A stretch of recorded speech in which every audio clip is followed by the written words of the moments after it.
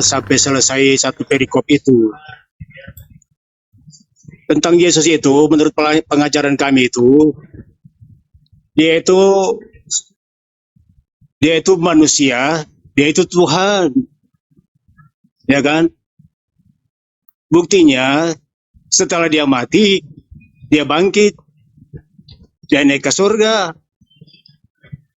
itu kan? Jadi kalau kita hanya baca dari awal-awal saja, dia manusia toh gitu. Baik. Oke, tapi pada akhirnya kita lihat dia Tuhan sudah. Baik, oke. Siapa yang bangkit? Mati maja. Bang Zuma, assalamualaikum. Iya. Waalaikumsalam warahmatullahi wabarakatuh. Iya, aku izin sedikit dulu Bang Zuma ya. Begini Bang John Hendrik. Sebenarnya saya merasa dibohongi oleh para pendeta-pendeta Kristen. Kenapa? Setiap saya bertanya kepada para pendeta-pendeta Kristen, wahai Pak Pendeta, siapakah satu-satunya Tuhan yang benar menurut Anda? Kata mereka Yesus. Setelah kutanya Yesus sendiri, Yesus bilang satu-satunya Tuhan yang benar itu Bapa. Aku merasa dibohongi di sini. Pak John Hendrik, kayak mananya itu? Silakan Bang Zuma, lanjut. Ya, silakan dulu Bang Hendrik bernarasi. Kita ingin tahu dikuasai oleh roh apa saudara kita ini. Silakan. Mantap. Silakan Bang Hendrik bernarasi. Saya kasih waktu 6 jam kurang 6 menit. Bang Hendrik, kemiut Bang. Bang Hendrik kemiut. Abangku yang suka ngopi, kemiut. Bang Hendrik dibuka mic-nya. Nge-mute. Kayaknya ini kagok dia. Ada suara Bang Juma. Dia jawab aja Pak ya. Enggak ditanya, kamu bernarasi dulu Tuhan. Enggak ditanya. Siapa yang nanya lu langsung main jawab. Dia nggak jawab Pak. Gimana sih?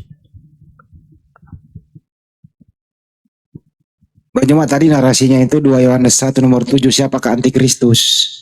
Itu Bang Juma. Silakan Bang Juma dulu deh, baru tanggapi. Iya. Iya. Ya, jadi gini, kalau berbicara mengenai antikristus berarti anti terhadap manusia yang diurapin. Itu dulu.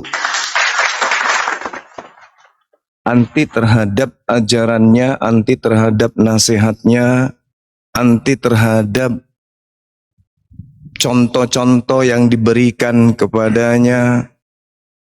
Sedangkan di dalam pengajaran Yesus, sebab siapa yang diutus oleh Allah, dialah yang menyampaikan firman Allah, karena Allah mengaruniakan rohnya dengan tidak terbatas. Berarti orang yang penuh dengan roh Allah akan berfaham, beriman bahwa penyampai-penyampai firman ini hanya utusan Tuhan. Saya ulang lagi. Ini kok penyembah manusia kok pada berguguran? Gemeter dia dengar suara Bang Juma. Satu-satu gugur. Kok jadi kayak gini? Kejam kali lah kalian. Yohanes 3 nomor 34. Ini perkataan Yesus langsung. Sebab siapa yang diutus oleh Allah, dialah yang menyampaikan firman Allah. Siapa yang diutus, dia menyampaikan firman Allah. Karena Allah mengaruniakan rohnya dengan tidak terbatas kepada mereka. Ada 3 hal di sini yang perlu dipahami. Yang pertama, siapa yang diutus Allah? Siapa yang menyampaikan firman Allah? Dan yang ketiga, dia dikaruniakan roh Allah. Nah, di sini Kristen tidak masuk. Siapa yang diutus oleh Allah, Kristen menjadikan utusan Allah, Allah itu sendiri. Berarti di dalam dirinya sudah tak ada roh Allah. Dialah yang menyampaikan firman Allah. Saudara Kristen yang menyampaikan firman Allah adalah Allah itu sendiri. Menganggap utusan Allah adalah Allah. Berarti dalam diri orang Kristen sudah tak ada roh Allah. Allah mengaruniakan rohnya dengan tidak terbatas. Rupa-rupanya roh yang ada pada diri saudara Kristen bukan roh Allah. Nah, itu permasalahan yang pertama. Yang kedua, Yesus sendiri mengakui bahwa ketika orang itu diutus untuk menyampaikan firman Allah, maka orang ini akan mengajarkan tentang firman Allah, dan orang yang menerima firman Allah tersebut akan percaya bahwa yang menyampaikan firman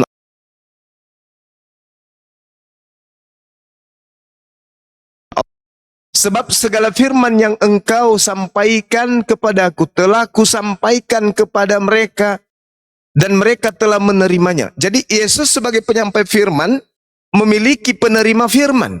Penerima firman inilah yang disebut murid. Penerima firman tidak nerima firman setengah-setengah. Penerima firman itu kata Yesus, semua firman, segala firman telah aku sampaikan dan segala firman telah mereka terima.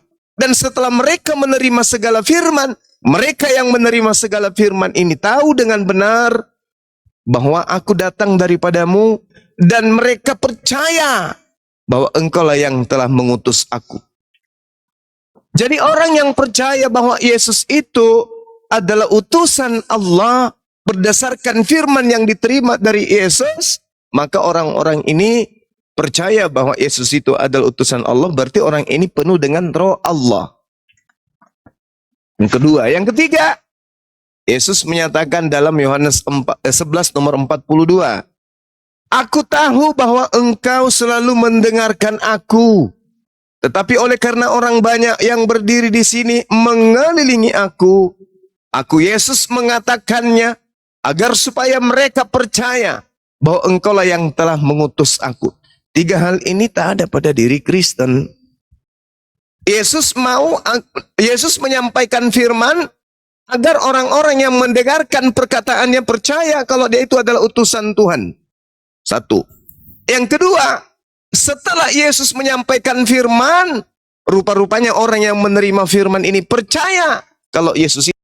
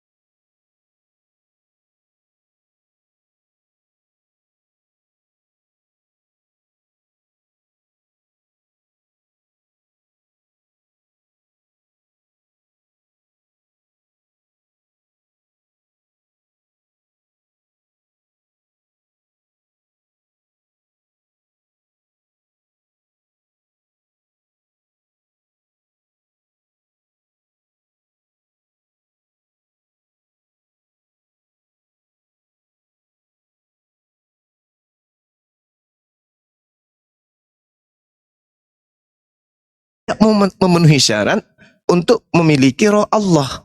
Berarti pada diri Kristen hanya ada roh jahat atau roh setan atau roh iblis.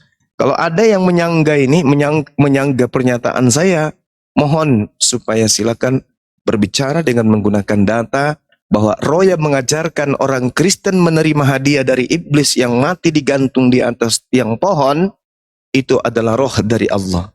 Dengan ini saya persilahkan, silakan.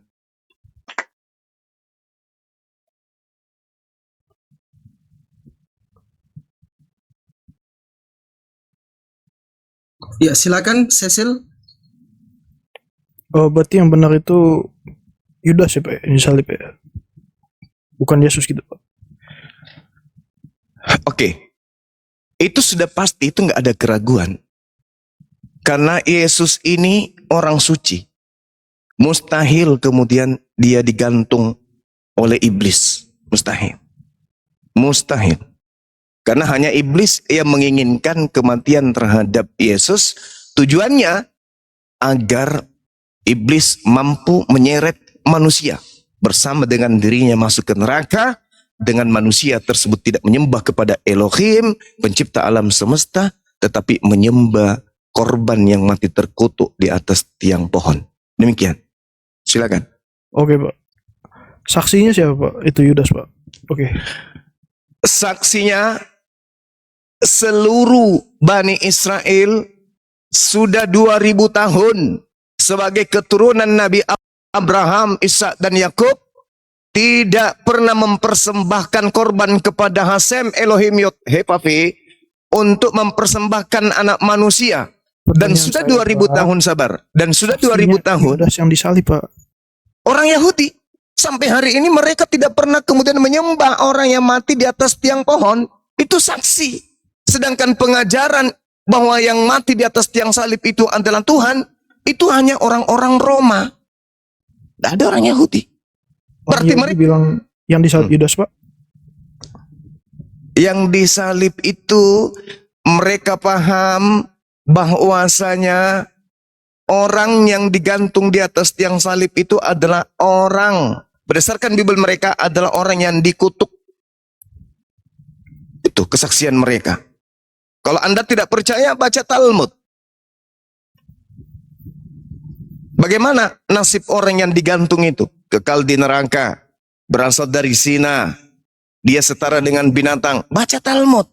Anda minta kesaksian orang Yahudi, baca Talmud. Oh, itu Itu kitabnya orang Yahudi. menceritakan tentang siapa Pak? Yudas apa Yesus yang lain Pak? Mereka mengatakan nama itu sebagai nama Yesus. Yesus ini siapa? Pengganti Nabi Isa alaihi salam. Kok namanya sama? Hah? Kok namanya sama? Maksudnya? Kok namanya sama Yesus? Loh, Yesus ini adalah nama orang yang menggantikan Nabi Isa di atas tiang salib. Yang sejatinya itu adalah Yudas di dalam kitab saudara. Sekarang gini, yang terkutuk ini Yesus atau Yudas sih? Begini Pak. Yang menyalib Yesus yang pertama itu bukan cuma orang Yahudi Pak, tapi ada orang andil kekaisaran Romawi. Ya, tujuan orang Yahudi sabar. Tujuan orang Yahudi menyalib Yesus itu apa? Ya karena dia mengaku Tuhan Pak. Di mana itu dalilnya? Yesus bilang gini Pak, anak manusia adalah Tuhan atas hari Sabat. Lah, Oh, bikin itu cerita bikin orang Yahudi lain. marah. Itu cerita lain. Yesus tidak pernah mengaku Tuhan. Di mana Yesus pernah mengaku Tuhan?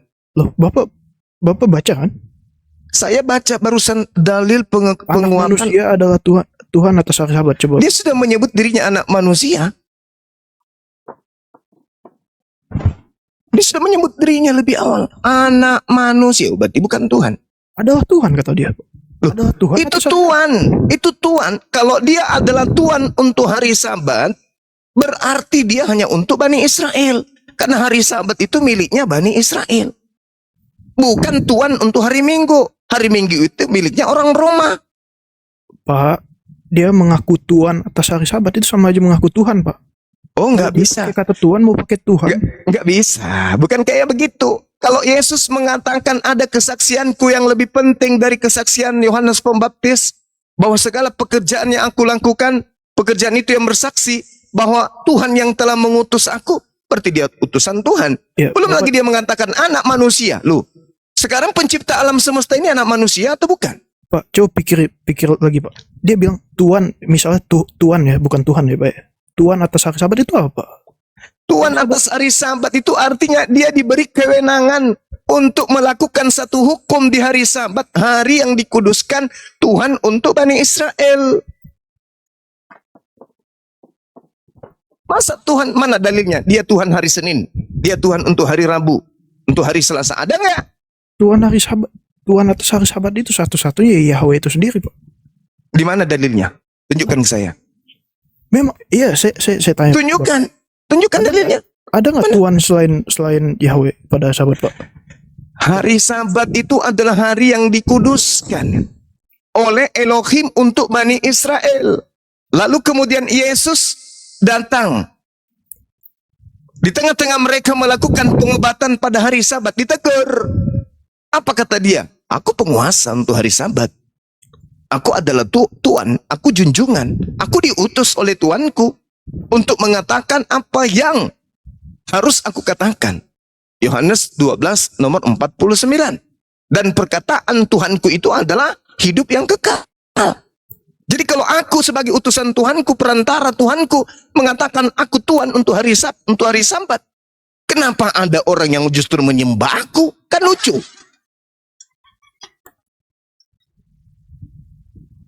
Ada nggak perkataan Yesus yang berasal dari dirinya sendiri? Tak ada. Apapun yang dikatakan oleh Yesus, semua dikatakan berdasarkan apa yang diperintahkan oleh Tuhannya. Baca Yohanes 12:49 dan juga nomor 50.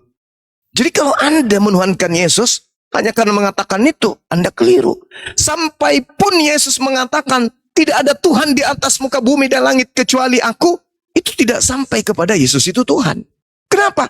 Dia adalah alat Tuhan untuk menyampaikan firman Tuhan. Aku tidak berkata-kata dari diriku sendiri. Apa yang aku katakan adalah apa yang diperintahkan untuk aku katakan dan aku sampaikan. Baca Yohanes 12 nomor 49. Begini Pak, kalau Yesus berkata begini, aku adalah jalan dan kebenaran dan hidup. Menurut Bapak itu dia sedang mengaku sebagai manusia biasa? Atau dia mengaku sebagai perantara menuju kepada Sang Tuhan. Akulah jalan, akulah kebenaran. Kenapa dia dikatakan benar? Karena dia tidak mengucapkan sesuai dengan keinginannya. Dia berkata, dia berucap sesuai dengan apa yang diperintahkan oleh Tuhannya. Maka dia adalah kebenaran. Bang Zuma. Makanya dikatakan tidak ada yang sampai kepada Tuhanku kalau tidak melalui aku. Betul nggak? Iya betul. Betul. Berarti yang menjadi tujuan siapa? Ya Allah. Ah, bukan Yesus kan? Bang Zuma. Yesus Pak. Nah, berarti Anda sakit. Ada gangguan. Itulah yang saya katakan tadi. Roh apa yang sedang merasuki orang-orang Kristen ini? Ketika berbicara mengenai elektronik, berbicara mengenai ekonomi, berbicara mengenai perhitungan, Kristen hebat. Tapi ketika berbicara mengenai kepercayaan, Kristen lebih pintar anak TK daripada mereka. Ini ada apa? Kalau bukan roh jahat yang membimbing Anda untuk mengatakan itu, lalu roh apa? Oke, berarti Bapak mengakui bahwa Yesus adalah jalan dan kebenaran dan hidup, Pak? Betul, untuk Bani Israel. Oke. Terus? Bani Israel. Yes. Bang Zuma. Sabar Bang. Terus kenapa itu nggak tertulis di kitab Bapak aja? Kenapa? Nggak usah debat-debat lagi lah. Kenapa? Tertulis di kitab Bapak aja, nggak usah di Alkitab gitu. Maksudnya apa ini? Iya biar satu aja sumbernya gitu, nggak usah banyak-banyak. Jadi Yesus utusan untuk Bani Israel. Ente Bani apa? Oh, saya Bani apa ente? Di luar Bani. Ya udah, siapa yang diutus Tuhan untuk ente? Oh, tapi pada ujungnya kan Yesus mewakilkan roh jahat kan? Roh jahat kan? Kalau bukan roh jahat, lalu apa yang mempengaruhi Anda untuk mempertuhankan Yesus? Sedangkan itu di luar ruang lingkup pengajaran beliau. Oke, gini Pak. Tuhan dan Tuhan itu sama kan di dalam bahasa asli Bible. Tuhan pencipta langit dan bumi itu bisa dipanggil Tuhan, bisa dipanggil Tuhan. Iya. Tapi manusia hanya bisa dipanggil Tuhan dan tidak boleh dipanggil Tuhan. Lah. Bisa kayak gitu Pak? Loh, kok bisa kayak gitu Pak? Coba tunjukkan di mana Yesus dipanggil Tuhan. Tunjukkan dalilnya. Di mana? Aku adalah guru dan Tuhan gimana? Yohanes 13 ayat 13. Tuhan Yesus bilang, Lah, sebelum itu bukan Tuhan, itu Cahayu. Itu Yesus sudah mengatakan dirinya sebagai Mar. Mar itu Tuhan, bukan Allah atau Eloah. Makanya Anda itu sesat karena disesatkan oleh terjemahan. Semua nabi itu Tuhan, Pak. Semua nabi itu Tuhan. Tapi tidak semua Tuhan itu adalah Tuhan. Baginda Rasulullah Muhammad sallallahu alaihi wasallam disebut Sayyid. Sayyid itu adalah Tuhan. Berarti semua nabi itu Tuhan ya, Pak? Tuhan ya? Yes. Oke. Kalau misalnya ada muncul agama baru, tiba-tiba dia bilang semua nabi itu Tuhan, gimana Pak? Wah, itu gila namanya. Itu bukan agama samawi. Itu agama art. seperti Anda. Siapa yang mengajarkan Anda bahwa Yesus itu adalah Eloah? Yang ngajarin siapa? Siapa yang ngajarin Anda kalau Yesus itu adalah Theos? Paulus pun kagak. Oke, Pak. Ada Paulus mengajarkan bahwa Yesus itu adalah Theos, maka sembahlah Yesus. Tak ada. Anda cari dalilnya. Sampai kuda naik sepeda kumbang, Anda tidak akan pernah menemukan itu. Di mana Yesus atau Paulus mengajarkan menyembah dirinya? Tak ada. Jadi ada hal yang Anda harus pikirkan. Siapa yang membawa Anda kemudian sampai keadaan Anda itu menyembah anak orang? Gini, Pak. Siapa?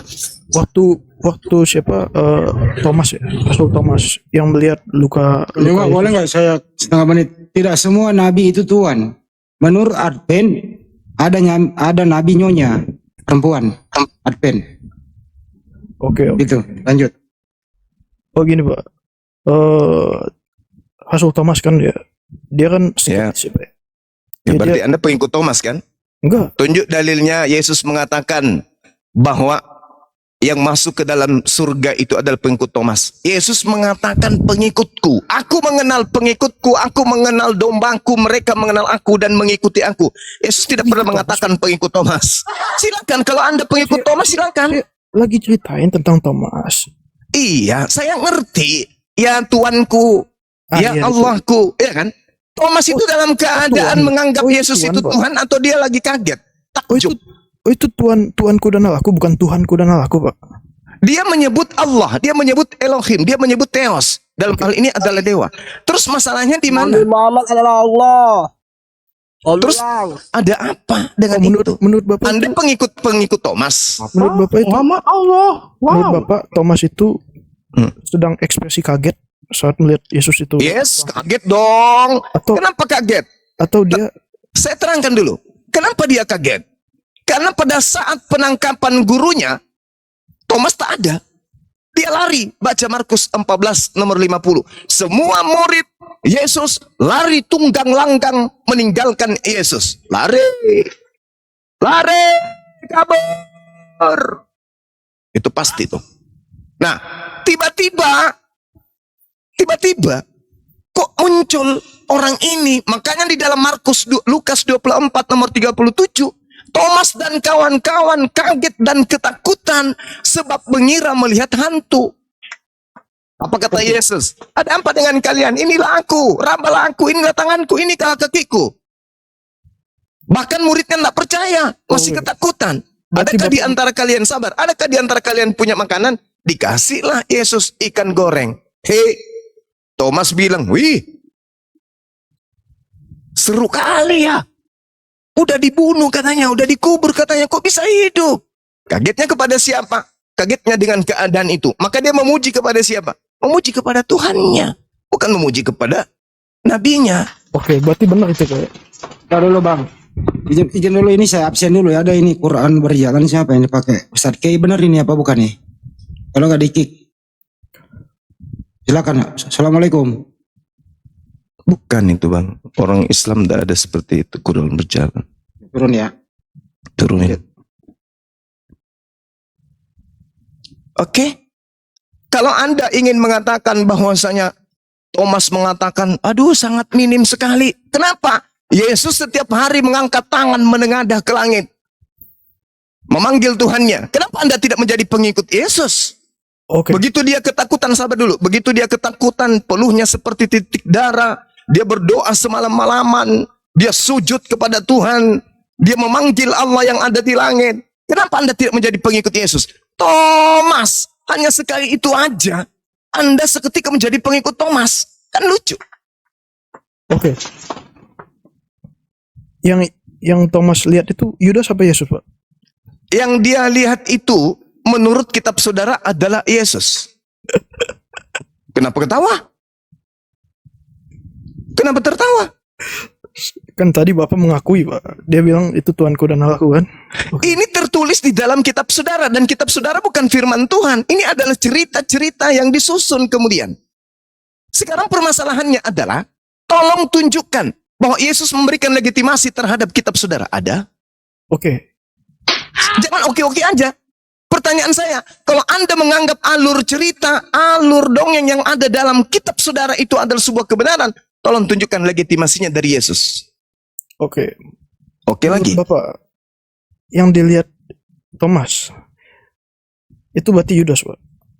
Yang dilihat oleh Yesus, ya, oleh Thomas bisa Yesus, bisa Yudas. Loh, Kenapa? itu kan Kenapa? ada bekas paku, ada bekas tusuk tombak. Kalau yang Anda maksud itu yang di atas pohon itu berarti Yudas. Berarti Yudas bisa bangkit, Pak. Dengarkan saya, Bung.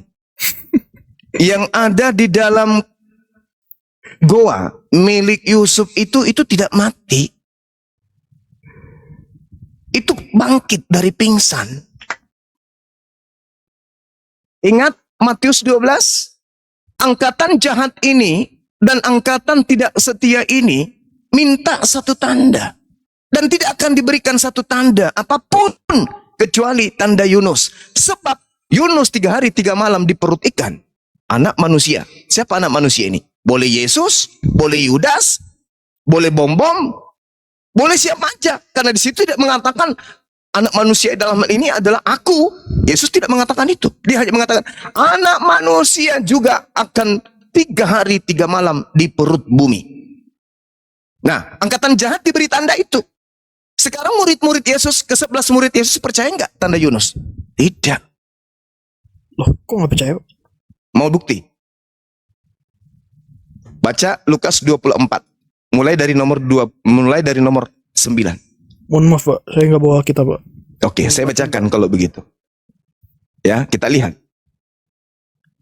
Dan setelah mereka kembali dari kubur, mereka menceritakan semuanya itu kepada ke-11 murid dan kepada semua saudara yang lain, termasuk Thomas berarti kan.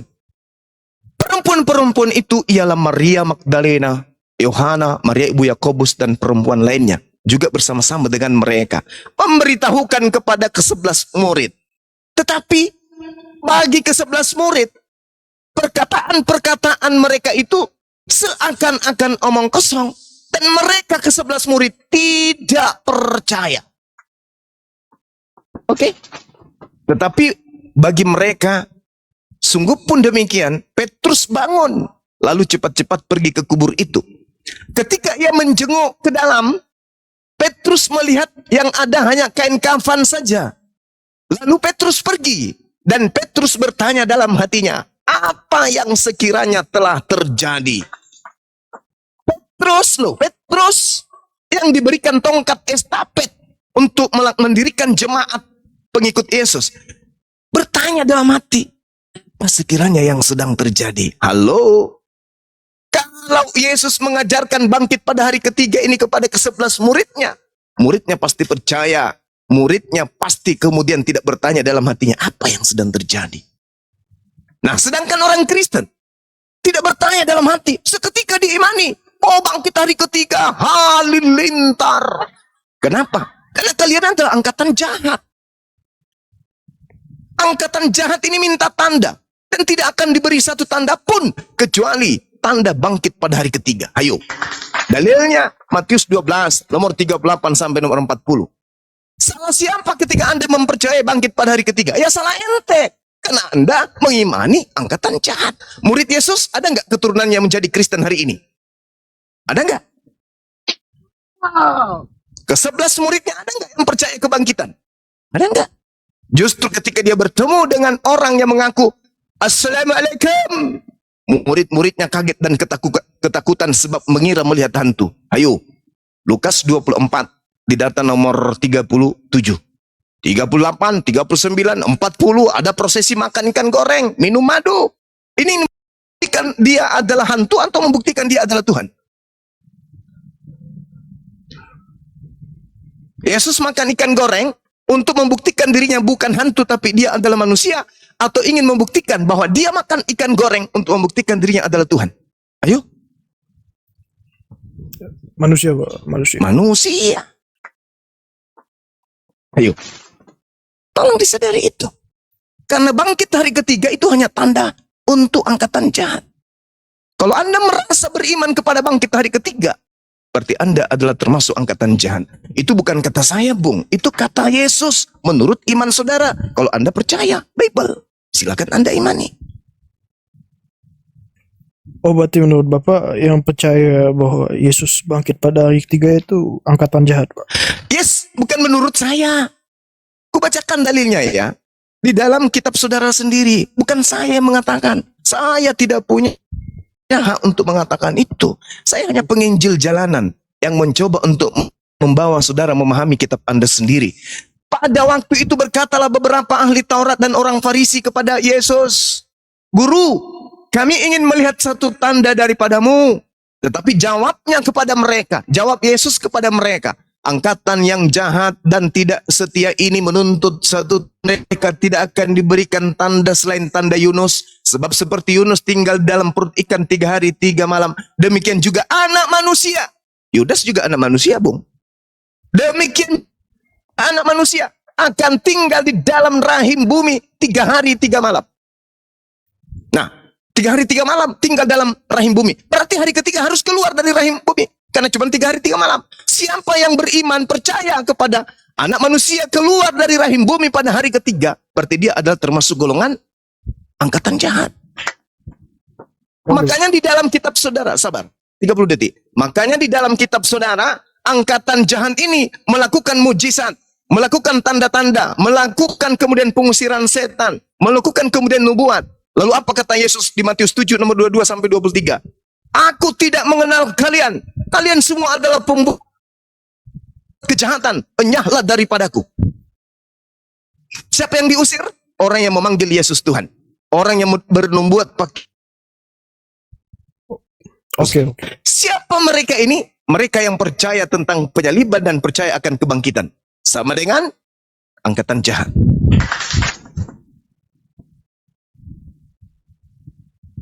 Oke, berarti Bapak percaya, Pak, Yesus itu, Nabi Isa itu juru selamat, Pak? Yes, benar sekali. Subhanallah. Nabi Isa itu adalah juru selamat bagi Bani Israel. Dan barang siapa yang percaya dirinya adalah utusan Allah bagi Bani Israel, mereka semua akan diselamatkan. Oke, Pak. Berarti apakah semua nabi juru selamat, Pak? Semua nabi adalah juru selamat bagi kaumnya. Bagi kaumnya. Mereka adalah juru selamat. Coba Anda lihat di dalam Kisah Para Rasul 13, kita baca bareng-bareng. Apa yang diterangkan kemudian dalam kitab saudara? Saya nggak gunakan Al-Quran. Kalau Al-Quran Anda tidak percaya. Kisah Para Rasul 13 nomor 23. "Dan dari keturunannya lah sesuai dengan yang telah dijanjikannya kepada mereka, Allah telah membangkitkan juru selamat bagi orang Israel, yaitu Yesus." Juru selamat. Nabi Musa adalah juru selamat bagi Bani Israel juga. Nabi Muhammad adalah juru selamat bagi seluruh umat manusia. Tapi nggak perlu lari ke sana. Anda nggak percaya? Silakan. Tolong tunjukkan di mana Yesus itu mengatakan dirinya juru selamat bagi Bani Israel, di luar daripada Bani Israel. Matius 15 nomor 24. "Aku diutus hanya kepada domba yang sesat dari umat Israel." Matius 10, nomor 5, nomor 6.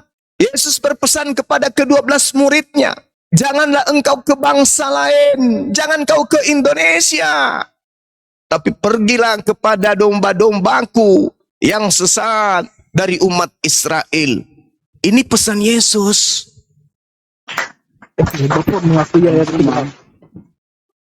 Bang Zuma, gimana pendapat Bang Zuma mengenai Lukas 6 ayat 5?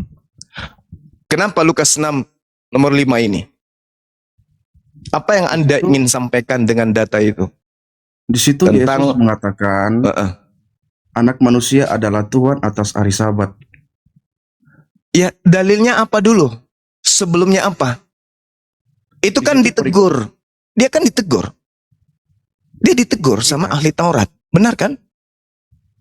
Benar nggak? Tapi dia ngomong langsung di situ, dia mengatakan anak manusia adalah Tuhan atas hari Sabat. Oke, baik. Izinkan saya untuk menguraikan. Begini, pada suatu hari Sabat ketika Yesus berjalan di atas ladang gandum, murid-muridnya memetik bulir gandum dan memakannya. Sementara mereka kemudian menggisarkan dengan tangannya. Tetapi beberapa orang Farisi berkata kepada Yesus, "Mengapa kamu berbuat sesuatu yang tidak diperbolehkan pada hari Sabat?" Nah memang di dalam Keluaran 31 nomor 15, 16, 17 tak boleh kemudian orang Yahudi itu menanggalkan kemudian membuat Sabat itu ternodai. Tidak boleh, dihukum mati. Kuduskanlah hari Sabat, sebab 6 hari kemudian Tuhan melakukan pekerjaan dan pada hari ke-7 adalah istirahat. Hari Sabtu, hari Sabat. Nah, jadi orang, apa kata Yesus? Tidakkah kamu baca apa yang dilakukan oleh Daud ketika ia dan mereka yang mengikutinya lapar? Coba Anda baca Yehezkiel 44, nomor 6, nomor 7, nomor 8. Tuhan murka semurka-murkanya ketika ada orang asing yang masuk ke dalam bait suci yang tidak bersunat, atau melakukan sesuatu yang dilarang oleh Tuhan di dalam bait suci, mengambil roti dan memakannya. Coba Anda lihat tuh di nomor 3-nya. Lalu Yesus menjawab, tidakkah kamu baca apa yang dilakukan oleh Daud ketika ia dan mereka yang mengikutinya lapar? Bagaimana Daud masuk ke dalam bait suci dan mengambil rumah roti sajian, lalu memakannya dan memberikannya kepada pengikut-pengikutnya. Padahal roti itu tidak boleh dimakan kecuali oleh imam-imam. Jadi Yesus mengambil perumpamaan itu. Daud sebagai utusan Tuhan untuk Bani Israel, ada uzur di mana Daud bisa melanggar hukum Tuhan. Karena uzur, sama seperti di Islam. Jangan engkau makan babi. Tapi di Islam ada uzur keadaan darurat. Boleh. Sekedar untuk menyambung hidup. Daud dilarang. Jangan kau makan roti persembahan yang ada di dalam bait suci, kecuali oleh imam-imam. Tapi Daud masuk ke dalam bait suci, lalu mengambil roti sajian dan memberikan kepada murid-muridnya atau pengikut-pengikutnya. Itulah yang dikatakan Yesus. Orang lain boleh tidak melakukan itu, tapi aku sebagai anak manusia adalah penguasa atas hari Sabat. Sama seperti Daud, penguasa atas roti sajian yang memang dikhususkan untuk imam-imam. Tapi bagiku, aku raja atas itu. Aku boleh melakukan itu. Aku junjungan untuk keadaan itu. Daud, Yesus mengambil contoh. Apakah Daud kemudian juga Tuhan? Teman-teman semua, ini internet lagi down.